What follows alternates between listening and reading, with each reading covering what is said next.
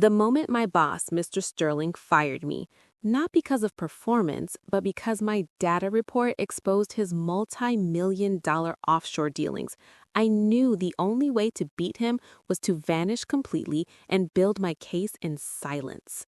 But the proprietary compliance system I had painstakingly built to track corporate fraud was still running, waiting for a trigger. 2 weeks later, I was set up on a blind date with an incredibly arrogant venture capitalist who spent the entire evening bragging about his flawless, untraceable investment scheme. He didn't know I was the compliance expert he helped put out of a job.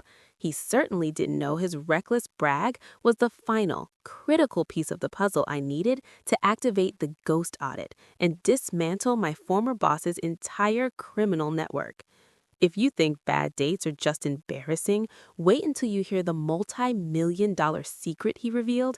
It cost my former boss everything and became my ultimate revenge.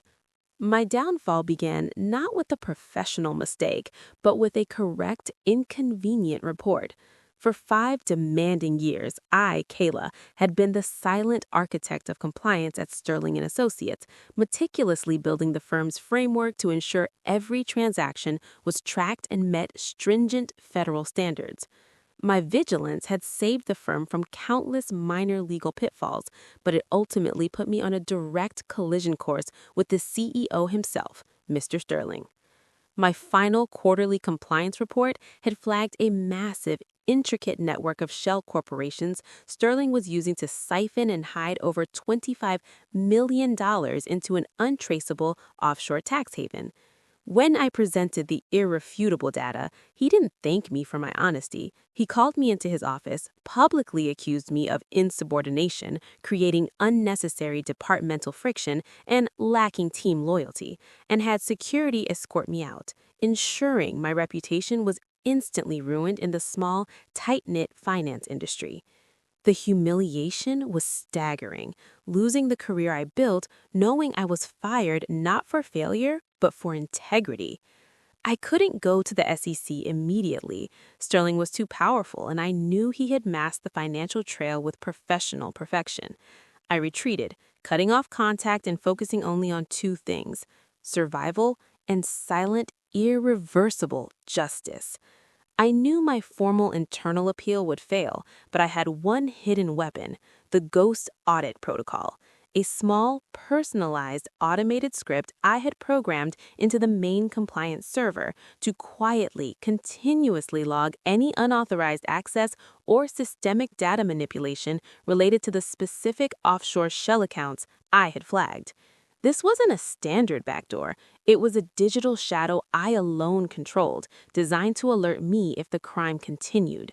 For 2 agonizing weeks, I received automated reports confirming that Sterling was frantically trying to cover his tracks, but the data was fragmented. I needed one final piece of external intelligence to connect Sterling's domestic accounts to his foreign shell corporation's operational mechanism. That crucial intelligence, unexpectedly, arrived in the form of a blind date with an incredibly arrogant venture capitalist named Liam. I agreed to the date out of sheer boredom, desperate for any distraction, not realizing I was walking into the most critical, embarrassing intelligence-gathering operation of my life. Liam was the embodiment of everything I despised: smug, privileged, and completely dismissive of my boring former career in compliance. I listened, smiled, and played the interested, slightly ditzy listener, knowing every word he spoke was a potential $10 million clue. At the same time, he humiliated me with comments about my lack of ambition. I played the fool for money, and the shame was immense, but the data he was about to give me was priceless. If you think this embarrassing setup is worth the ultimate corporate takedown, please hit the like button and subscribe, because the crucial clue he reveals next is unforgettable. The date, held at a loud, overly trendy rooftop bar, quickly spiraled from merely awkward into a true nightmare of pure embarrassment and professional violation. Still, I maintained my calm facade, knowing the potential reward was worth the public discomfort. Liam didn't just talk about himself, he spoke to me for 2 hours, bragging incessantly about his clients and their brilliant methods of minimizing tax liability. The turning point, the moment that sealed his fate and inadvertently exposed Sterling's, came when he leaned in conspiratorially after consuming 2 martinis too many and started detailing a new, completely untraceable crypto transfer mechanism he was using for his largest client. This high-profile, discreet transfer relied on a specific, non-public European escrow service. He foolishly boasted about the system's security and the fact that not even the government can trace the origin of the funds. His words were an avalanche of accidental confession. He revealed the escrow service's unique identifier code and the exact timing window for the transfers, convinced he was impressing me with his financial genius. I simply excused myself to the ladies' room, not to cry over the terrible date, but to quietly type every single technical detail, the escrow ID, the timing, the transfer method, into an encrypted memo on my phone. When I returned, Liam was still bragging, utterly unaware that he had just handed a fired compliance officer the decryption key to a federal fraud case. The date ended with Liam, predictably, claiming he had an emergency meeting and stiffing me with the entire $350 bill, laughing as he said, "Looks like your compliance job didn't teach you how to pick a winner." That final petty act, leaving me alone and financially responsible, ignited the final cold resolve I needed. The true challenge began now, merging the information from the ghost audit, Sterling's unauthorized system access logs, with the external data, Liam's escrow code. For the next 72 hours, I lived in my war room, working silently and methodically. I successfully matched the precise timing of Sterling's system access to the exact timing of the crypto transfers Liam had boasted about. The final spreadsheet was devastating. It showed the flow of millions from Sterling's internal account through Liam's accidentally confessed escrow code and straight into the offshore shell corporation.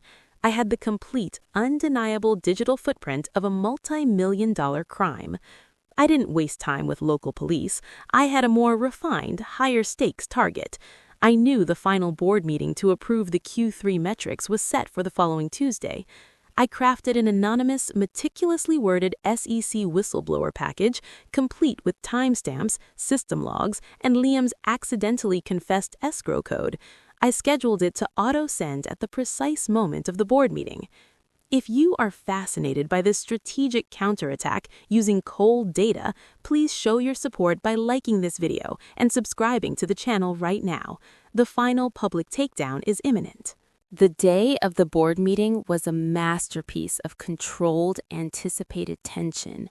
I wasn't there, but my presence, the ghost audit, was everywhere, a silent, powerful force in the sterile, high-stakes boardroom. At 10 a.m., the board convened to review the Q3 financials. At 10:15 a.m., the anonymous encrypted SEC whistleblower package landed in the inboxes of the chairman, the chief counsel, and the head of the internal audit team, revealing a secure link to my meticulously compiled evidence. The board meeting, intended to be a routine review, immediately dissolved into absolute panicked chaos. Sterling, utterly unaware of the precise source of the leak, but knowing the exact content of the system logs I had harvested, was paralyzed. My timing was perfect. The SEC, having received the high-value, specific data, immediately issued an emergency subpoena for Sterling and Associates' internal financial records, and the stock market reacted violently to the leaked news of the federal investigation. The company was forced to issue a complete trading halt. My quiet revenge wasn't loud. It was the deafening sound of a multi-million-dollar company collapsing under the sudden, massive weight of its own fraud. The following day, I sent Liam, the arrogant venture capitalist state, an anonymous copy of the SEC filing that explicitly cited the European escrow service he had so carelessly named. I wanted him to understand that his downfall wasn't due to bad luck, but to his own boundless arrogance and the stupidity of bragging to the wrong person. I never heard from him again. His venture capital firm was immediately flagged for audit due to his association, and his reputation in the financial world was permanently ruined. A final, satisfying dose of career karma. The ultimate vindication arrived the following week. I was called in by the SEC, not as a suspect, but as the expert witness who had exposed the fraud. The very people who had watched me get fired now desperately needed my expertise to save the company's remaining assets. I successfully negotiated a generous consulting contract and received complete protection under the federal whistleblower program. I had lost my job due to an embarrassing, unjust firing and a terrible date, but I leveraged that entire injustice into absolute career justice. I now run my own compliance consulting firm, operating entirely on my own terms. I didn't seek emotional revenge. I sought a structural correction, and by exposing the truth using data, I built a better life out of the wreckage. I finally found peace in the quiet confidence that the systems I make will always catch the liars, even if they think they're only on a bad date. Thank you for joining me on this powerful journey of betrayal and ultimate justice. If you felt that deep satisfaction, please remember to like the video and subscribe to the channel for more shocking confessions and ultimate comeback stories.